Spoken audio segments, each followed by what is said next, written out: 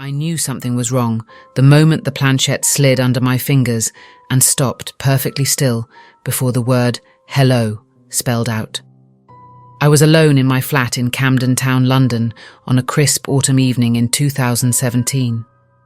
The windows rattled faintly at the edge of the wind, and outside the street lamps cast pale yellow halos over damp pavement.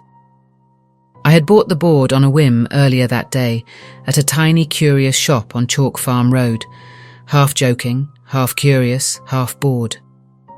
I didn't believe in anything paranormal, but the piece looked antique, a wooden board with the alphabet, the numbers 0 to 9, yes and no, and the word goodbye.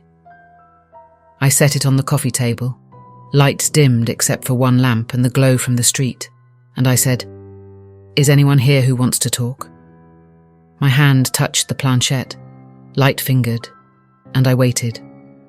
At first nothing moved, then almost imperceptibly it slid to yes.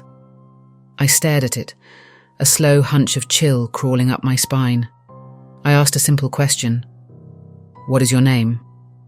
The planchette moved slowly, then more quickly, spelling out ALICE. I sucked air through closed lips. I thought maybe I'd nudged it, but the motion felt different. Lightness of touch, no real pressure. Then I asked, "Are you in this flat with me?" The board replied, "Yes." My breath froze on its way. I closed my eyes, opened them again. I didn't believe this stuff, but I couldn't ignore the shift in the air. The temperature dropped, the shadows lengthened. A small coffee cup on the table clinked, though nothing touched it. I recognized the sound instantly. An uneven surface of the table, the rim slightly chipped. It would clink if someone nudged it. But I hadn't. I sat rigid. I asked, "Why are you here?" The planchette slid. Scared. Then, "Don't leave." The words hit me like ice. I stared around the room. The tall IKEA bookcase, the Velux window in the sloping roof, the London skyline glimmering beyond. I felt watched. The hairs on the back of my neck rose. I wanted to stop, but I didn't. My heart pounded loud, echoing in my ears. I asked, "What made you scared?" The answer, alone long, a pause. Then, "Help me." I closed my eyes and took a breath. I considered ending the session, but the board didn't feel like a game anymore. The room felt like it was holding its breath too. I asked, "How can I help?" It spelled, "Find, photos." My pulse surged. I remembered, near the wardrobe door I had stacked old boxes of photos, my grandmother's, my mother's from the 1970s. I had meant to sort them, never got round to it. I stood, the chair scraped, and I crossed the room.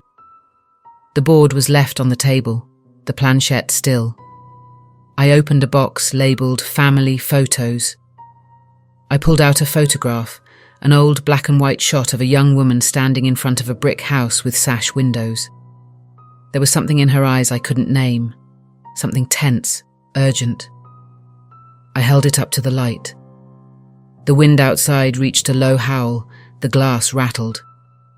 As I held the photo, the board shifted on the table, though no one touched it. The planchette moved to watch. I stared. Then, window. I turned. The Velux window, closed, locked, but condensation had gathered in the pane. It looked out onto the backs of other buildings, narrow alleys and fire escapes. I thought I saw a shape behind the glass, just a smear of shadow. My breath caught. I rushed over. Close inspection revealed nothing, just foggy glass. But the feeling clung. Then the board spelled, "Alice died here." My pulse raced. I stepped back, knocked the photo off the edge of the chair. It fluttered to the floor and landed face down. A sharp thud. I bent to pick it up, just as the window latch clicked. I spun, no breeze. The room sealed, but the latch changed position as if someone outside had tried it. I froze. The planchette spelled, "Not alone." The letters were jagged, Faster. My pulse thundered. I felt suddenly very small. I pressed my hand against the cold wall. I asked, "Who else?" It spelled shadow. Fear surged through me. I looked around. The lamp on the table flickered. I snapped my head toward the window. The sky was vanishing into dark.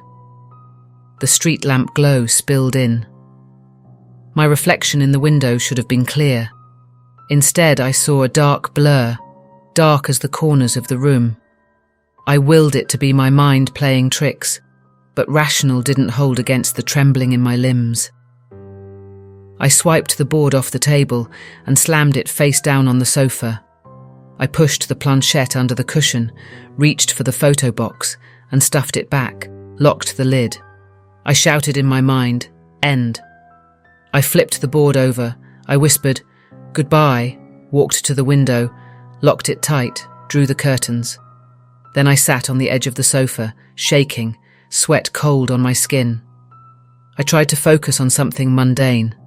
The ceiling lamp, the dust motes drifting in amber light.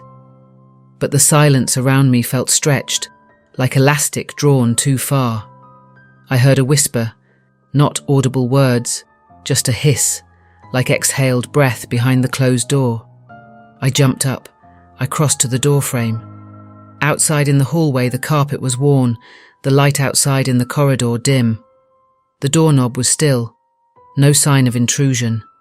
The hiss came again, louder. My phone buzzed. I jumped, checked the screen. No message. I threw it on the sofa. Then the lamp flickered twice, then went out. Darkness swallowed the room. I hit my phone's flashlight app and held it up. The beam caught the sofa cushion where I'd hidden the board. The planchette was gone. I swear it slid out from under the cushion itself, moved across the sofa to the floor, pointed at me. I stumbled back. The flashlight flickered. I heard scraping, wood on wood, under the coffee table. I leaned forward and shone the beam. The board was where I left it. The planchette lay flat near my shoe. I bent to pick it up, just as the window that I had locked slid open about a centimetre. The cold air hit my face, though the latch was still fixed. I froze. Time lengthened. I yanked the window closed. I kept the beam on the glass. Nothing outside, just dark alley and distant chiming of church bells. I looked back down. The planchette was no longer where it was. I followed the beam to the sofa back cushion. There. It rested upright, rim touching the edge of the cushion, pointer aimed at the door. My breath left me. I whispered, "Why?" The beam quivered. The board spelled spontaneously, "Leave now." I screamed inside my mind. Adrenaline flooded me. I threw the board into a bag and rushed out into the corridor. The stairwell smelled faintly of damp and urine. I kept going down, 2 steps at a time. At the lobby, I paused, sweat and fear racing. I pressed the intercom button to buzz downstairs, but my fingers trembled so badly the numbers blurred. I reached the street. The cool night air hit me. I didn't look back. I walked until a taxi pulled up, got in, told the driver to go to Heathrow, airport hotels, anywhere. In the taxi, I realised I had left the board behind, but I didn't care. I closed my eyes, leaned back, tried to slow my racing pulse. I didn't sleep that night. Over the next days, I stayed in hotel rooms, coffee shops, nowhere I truly relaxed. I checked every mirror reflection, every cast shadow. Nothing overt happened, no rattling, no voices. But the sense of being followed never left. A tapping on glass when no window was near, footsteps in kitchens when empty. At all hours I felt the board's presence, its promise. 3 weeks later, I returned to the flat to collect some things. I opened the door. The air felt heavier. The sofa cushion where I'd tossed the board had a shallow imprint of a planchette I'd never returned. The wood grain had left a faint impression. My stomach knotted. I slept very little that night, and the next morning I mailed the board, anonymous packaging. to a second-hand shop across town. I told myself I was done. But months afterwards, I still felt it.